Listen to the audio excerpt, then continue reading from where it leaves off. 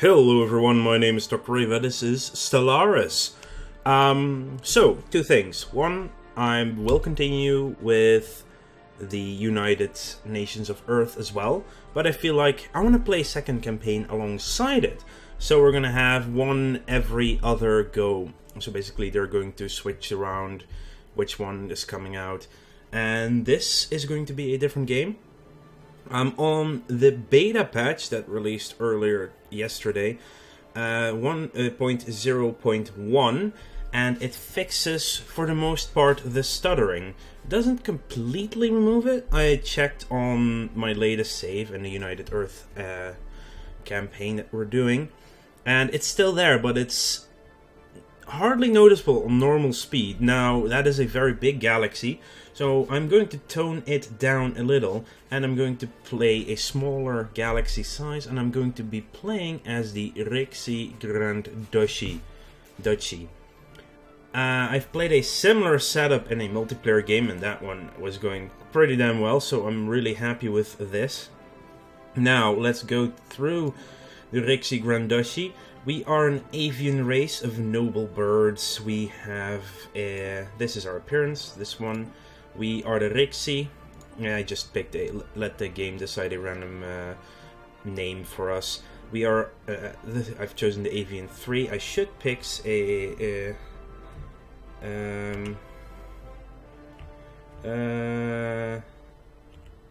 RRS, the Rixi Royal Ship, as our prefix. Traits. I've decided to go with intelligent, giving us more output on our research thing. Now, there is a big pitfall when it comes to picking intelligent and similar things, in that it increases the output that your pops produce. The same thing, I believe, with taking agrarian, thrifty, industrious. It is just the output of your pops that is increased by intelligent and the natural engineers, physicists, sociologists, and I think as well agrarian, thrifty, and industrious. It's just your pops increase. It's not going to affect whatever the research stations bring in from other systems. But it's still quite decent if you start piling it on top of each other. You'll see that in once this campaign is a little bit further, how that will be. We're a female ruler, we have wings of ebony. Our traits are enduring, so our leaders live longer, and we're sedentary, so we don't like to migrate. The birds don't travel as often. Mammals are reluctant to migrate away where they grew up. So it's just the penalty for having two beneficial traits, basically. So we are starting on a tropical world in a random system. This is just basic up. There you go. I'm still having mosquito problems because it's too hot during the day, and at night you want to have it a little bit cool off, and you open your window, and that brings in the beasts, the insects, the anthropoids, if you will. So yeah, it's most landmasses are covered in dense vegetation, so there's these worlds tend to be more food related. I feel there's a difference in what types of things you can get, but it's mostly just, on the whole, it feels a little bit more. On the one hand, it feels more. What's the word I'm looking for? Damn it! Come on.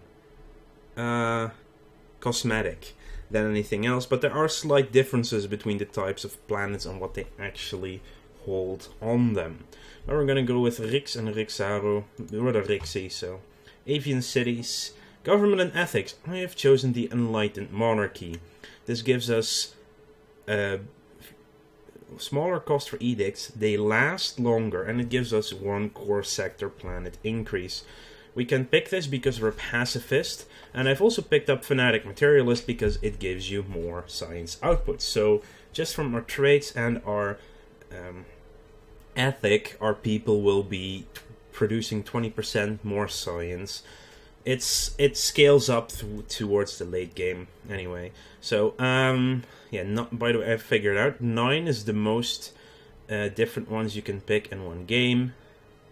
in these, I believe, because you cannot pick militarist, which would unlock these, and you cannot pick both spiritualist and materialist, which is the difference between these two setups of governments. But unlike Monarchy, our ruler will rule until death, and then there's a special park building which doesn't give anything but 10% happiness. Getting your planet to be 80% happy gives you 10% boost to their production, which will of course help with research production as well if your people are happy. So the Grand Duchy, feathers with a darkish green, no, that's not olive green, it's blue-green, but it's not teal. Just tell me in the comments what color this is, with a red sun rising. Starting weapons, I'm gonna go with missiles because missiles are fun. So I've been playing some multiplayer with friends, and we're still not sure what the best setups is for weapon systems and defense systems in the game yet.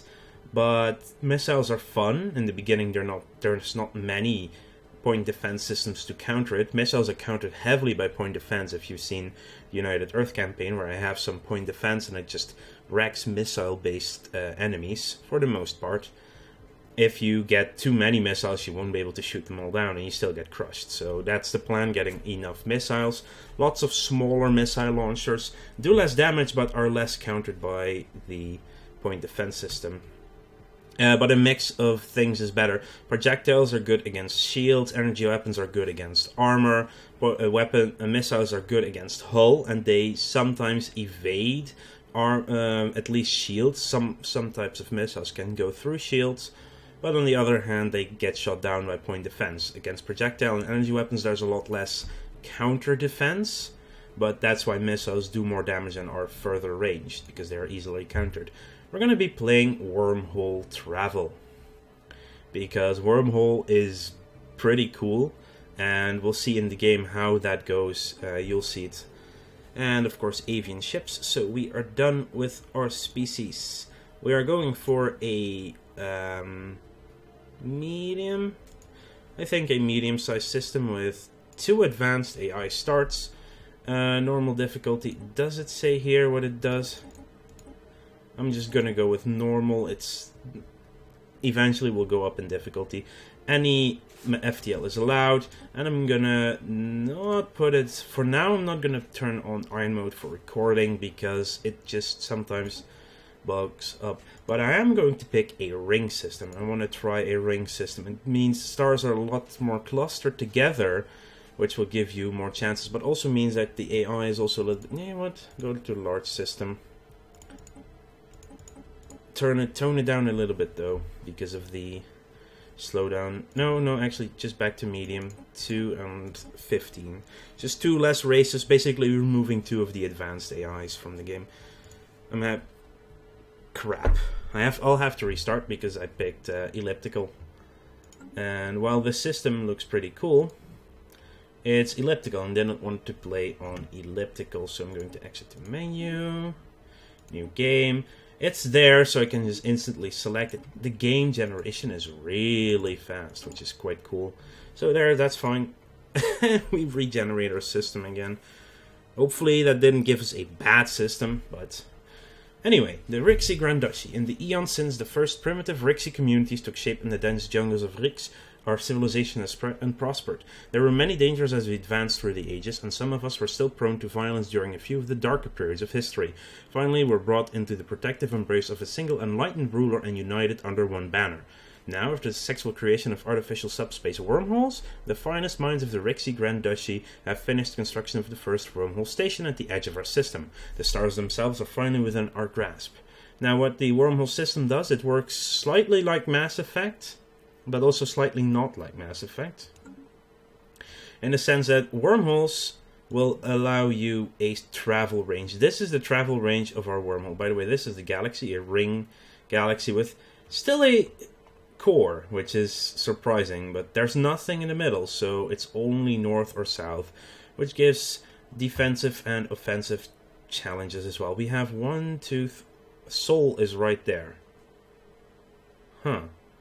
Wow, that's really close. Now we already have 1, 2, 3, 4, 5, 6 other systems within our borders at the start, which elliptical is usually not happening, or a spiral. Happens a lot less. Anyway, let's check. We have a roost producer and we have the screech. So we are a moon. I like spawning as a moon planet because it just gives that other feel. Rix, Biribit, and Tripitit. We're just gonna survey the system and I'm gonna send you to follow the other ship around. What I'm going to do otherwise is check for the planets. Now we are tropical, so there's a colonizable system. There's no colonizable system there. This is of course a black hole. But what I'm going to do is use my fleet. I'm actually going to split them up. This is going to be a little bit micro-intensive. So you, 1, 2, 3, 4, 5, 6, 7, 8, 9, 10, 11, 12, 13, no. 1, 2, 3, 4, 5, 6, 7, 8, 9, 10, 11, 12, 13, 14, 15, 16, 17, 18, 19, 20, 21, 22, 23, 24, 25. So if we send each one to 8, 1 to 9 planets to check them out. So that's 5, 6, 7, 8, 9. So you're now going to 9 different planets to check out what there is to see. So I've chosen those 9. So 1, 2, 3, 4, 5, 6, 7, 8, 9. That one is actually in reach. And 1, 2, 3, 4, 5, 5. No, that one isn't. 6, 7 then. I miscounted, I think. Or did I miss anything? No, but it's fine. It's with the wormhole wind up and wind down, they can't all just go. That's actually a good point. They can't all just jump in and out because the wormhole system is working. Fine. I'm going to merge them again. In a second though, after we have, then I'm going to give them another queue up. Anyway, happiness, construction time, blocker time. What is your thing? What are you good at? You gain experience faster, which is okay, not great. You have anomaly research speed, that's really good. You are faster in research, so you will level up faster, that's good. You have particles, you have leader lifespan, which is also good. Pretty decent. I would have liked, actually, I'm gonna see if we can get someone else. Biology, ooh, maniacal, survey speed. Now, we're probably going to go with an early second science ship because it's a ring, we have a lot of in range, so the survey speed. Now I'm actually going to go with the maniacal guy. And I'm going to queue up a second research vessel, a science ship, the Considering I class, the Nest Builder, and the Swoop. I like Swoop as a name. And we are going to reassign our people. So we have our lifespan, we have our experience gain. This will be switched with our maniacal guy. Okay. This will give us more research speed. While the experience gain, you gain experience faster while on a ship, basically. And the Plume of Purple will live longer, a lot longer, by the way, because remember, we are also enduring. This is already a plus 55-year lifespan. Pretty good start for that. Anyway, let's see. We can get physics lab, deflectors, power plants upgrades. Okay. Over here, colony ship, and I'm gonna go with the colony ship for sure. Engineering, nanocomposite defense platform. That's a shame. In the multiplayer game, I instantly got the second level of rockets available. I'm gonna go with, I'm gonna check the planet first. What do we have? We have 1, 2, 3 tiles that are specific to research. It's not many, but it's pretty good nonetheless. We have a couple of food. This will definitely become a mine instead of a food tile. We do have to unlock all the research tiles, which is a shame. But that's okay for now. So you have a base of 1, you have a base of 1. See, this is 1, this is 1, 1, 1, and 1, 1. Okay, so these are basically... Maybe your home planet is always similar. I'm not entirely sure. Anyway, I would like to get more mines going straight away. We will lose the 1 food in the process, but in the time it takes for us to actually get the minerals to build a mining station, we can have a mining network built, which will give us more minerals. It's a good way to start. More minerals at the start is good. Anyway, since we don't have a specific lab that we get to unlock really soon, I'm just going to go with the field modulation, because credits, I think, is underrated. I've underrated credits so far in my games, so I'm going to be a little bit more focused on getting enough credits early on, get a higher base credit, get just a lot of stored credits that if we go in the negative at some point, then it will be better. Same thing here, I'm going to go with armor. It takes a little bit longer, but that's fine. You can see the difference that the Genius makes over a regular. It's 3 months. It might not seem like something, but it's definitely something, because you have to consider we're only gaining 5. Now, for the biggest show of all, okay, these guys will merge up right away, and then 1 day is done. I've already paused it, obviously. So, we might not even have to go to every planet. This, I think, is fine for now. We'll... After that... No, not you, not you. Just the first murder. After that, you will come back here. So he goes in and out, in and out, in and out, in and out. That's all they're doing, basically, for now. I'm also going to assign a admiral for now to see what else is there. Sensor range, that could actually be pretty good for us. I think I'm actually going to go with Wings of Khaki, because more experience gains will make him better faster. And 27 makes him live a lot longer. Means I have no influence right now. But in the beginning, I don't feel you need that much influence. Hopefully we don't find another empire right here, because that would suck. That would be the biggest suck. Anyway, let's... we have Crown Princess Redwing. Okay, what are our traits? Happiness. Wow, I actually got the same trait as in the other campaign I was playing. Warlike. Holy crap, 10% on all ships. That's also pretty good. Building cost, and also Champion of the People. Maybe that's something standard with Enlightened Monarchy, because I've only seen Champions of the People so far, as our heir as well. But I've only played 1 game before as the Enlightened Monarchy, so that's also a thing. So, that's a good one, which means that our home planet, everyone, is already happy at 82%, which gives us a bonus 10% on all resources collected. Because they're happy, they don't mind getting me more stuff. Now, do you see slowdown? I currently don't see slowdown. This is just... Oh. This is the best. Now, that is actually really tempting. That's also a really good start. Getting 1 research station for 4 science. Those are really good science places to do. 64 minerals now, so we need 3 months before we can build our first station. Hopefully we find something else besides this one soon. Okay, we've already discovered our first other aliens. And that's over there. These are the space amoeba. Basically, the AI things are all the same. Now, the thing is, if I start this encounter research, it will pause our research, but construction complete. Our research is still being stored. We don't lose the research points in that time, which means that as long as you're more time away from your next tech than it takes to research that project, it will not slow it down. It will be finished in the exact same time as before, which means that we can just do that. Now we have our second science ship ready. I think this one will leave the system, by the way, which is also a good thing.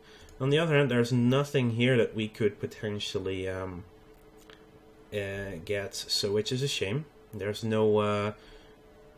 That is why I'm jumping around, to find any planets in reach that I can get. So I will get you instead. And you're going to move here. I'm not going to queue up a survey, because black holes sometimes have bad things in them. That would be not great. Then again, we have the sensor range to reach there, which is also true. Nothing in Riak either. Reasonable system. Lots of moons here. Yeah, so that's what we're doing. We're jumping around, trying to find any more planet systems nearby that will allow us to colonize and decide where we need to colonize our first things. Okay, so our sun also has nothing on it. Our star. Yeah, this is probably a really weird one to choose. So after we survey this one, I'm going to go to Wutar instead and then make my way that way. What it's doing is the way it's programmed. It goes from body to body in the closest route from each body instead of the overall possibly closest route, because this is probably the easiest way to program it. Which means, okay, Zoltar's Maw, there are no enemy ships over there, but Zoltar's Maw is there's only, yeah, you survey this. It's the only thing to survey here, but usually a system with a, yeah, see, these were just flying away, so Scythe is now empty. We have a continental world in Zimtari. That's the only thing here. Let's see. This one, it's only 8 size, so it's definitely not on our list for now. Yeah, and almost all, actually I think all black holes will give you a big research boost. Anyway, do we get anything in Wutar? We found the beta aliens, that's also good. And we found nothing there either. So far only some research points, but only on one, which means it's cheaper to get.